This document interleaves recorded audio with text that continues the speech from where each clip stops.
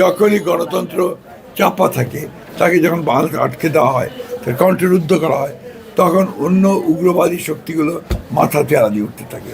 এবং সেটাই এই দেশে ঘটেছে, যেখানে আজকে যেটুকু উত্থান হয়েছে জামাত ইসলামের, that is because of Awami League, তাদের যে দমন পীড়নমূলক যে শাসন এবং বিরোধী দলকে ফাংশন করতে না দেওয়া, তাদেরকে ইলেকশন করতে না দেওয়া, যার ফলে আজকে এটা হয়েছে।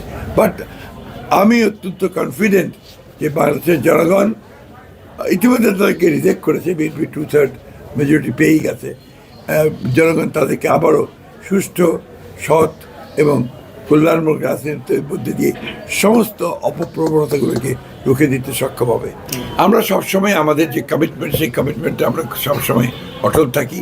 আমরা বলেছিলাম যে ফ্যাসিস্টদের বিরুদ্ধে যারা রাস্তায় যুগপৎ আন্দোলন করছেন, তাদেরকে সঙ্গে নিয়ে আমরা নির্বাচন করেছি এবং তাদেরকে সঙ্গে নিয়ে ইনশাআল্লাহ আমরা সরকার গঠন করব।